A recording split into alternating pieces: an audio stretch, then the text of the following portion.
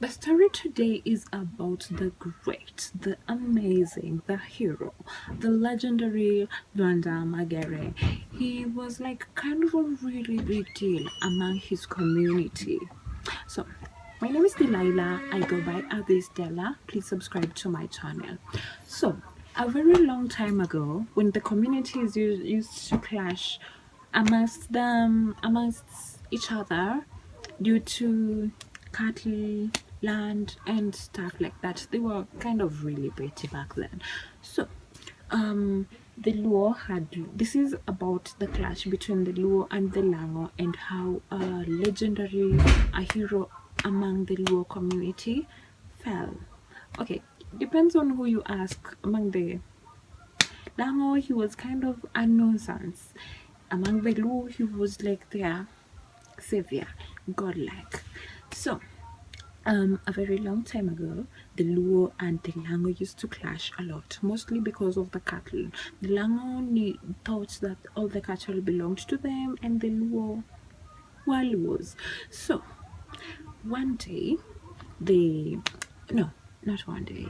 They usually went to war at night. So it was like an ambush. One community ambushes the other this time, the other one retaliates and ambushes the other. And the Luo always emerged victorious because of Lwanda Magere, who was unkillable. He was like, he had superpowers. Yeah. So one day, as per usual, they go to war. The Luos ambushed the Lango. So you see, the Lango were tired of losing. So they had tried, obviously, they had tried different methods, different ways, different ideas on how to kill Lwanda Magere, but none of the plans worked because he still came out victorious and alive.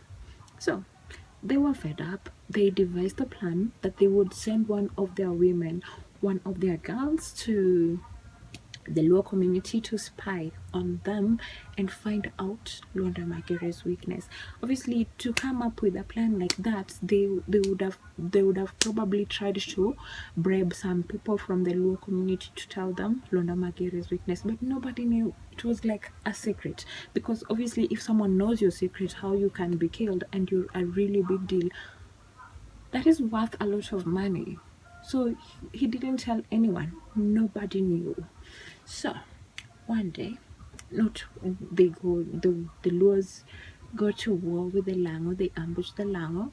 They emerge victorious, and the Lango were tired. So they decided, okay, we will give you one of our women to as a peace offering. So you can't ambush us anymore.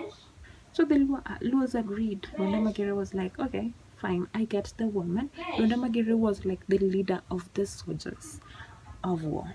So he agrees to the plan and decides, why not? That is like, I'll have like a trophy with human and stuff like that. That is really cool. Okay, I'm not Lwanda Magere, but I think that's what he thought. So he goes with the woman back to the Luo community and marries her.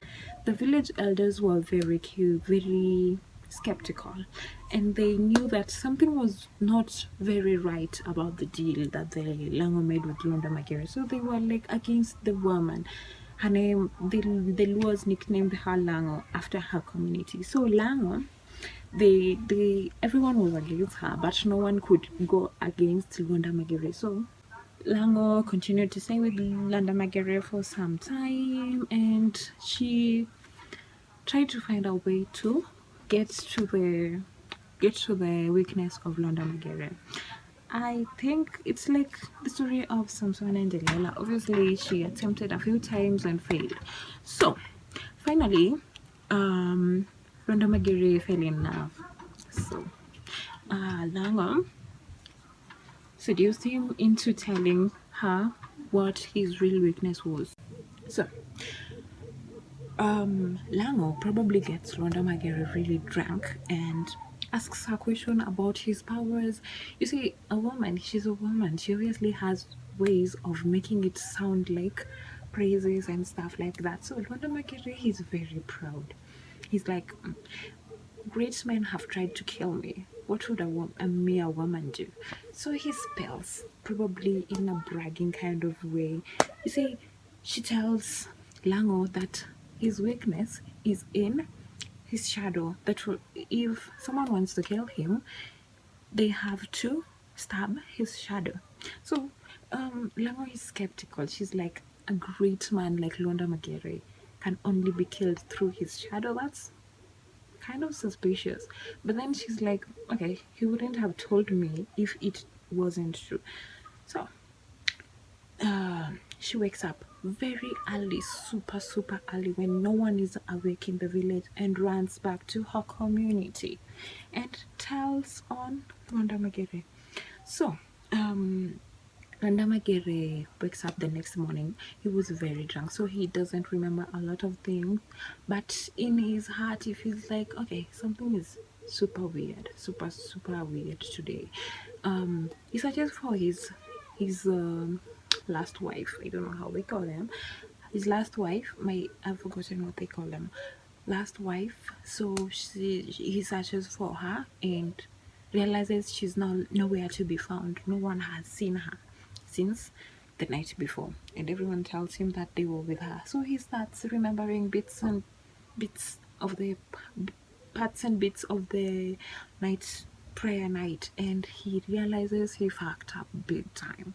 So he prepares for war. You see, as per usual, he's prepared for a war at night. So the Lango ambushes the Luo during the day, because in the day his shadow will be super visible. So people distract him. They had agreed, the community had agreed that they would distract, some people would distract Lwanda Magere, and while he was fighting those distractors, he would be stabbed by someone who would sneak on his back. So someone sneaks on his back, and they manage to stab his shadow, and sure to his words, he dies. And as he takes his last breath, he turns into stone. So sad. You see, sometimes I feel like these Luo legends are like stories from the Bible, because this is like the exact same story as that of Samson and Delilah. Just a little bits of twists and stuff like that. But be sure to subscribe to my channel if you haven't done that yet. Thank you for watching this far. If you managed to reach this far, and I love you a lot. I don't know what to say. Adios. Until next time, I have other stories to tell you, so stay in touch.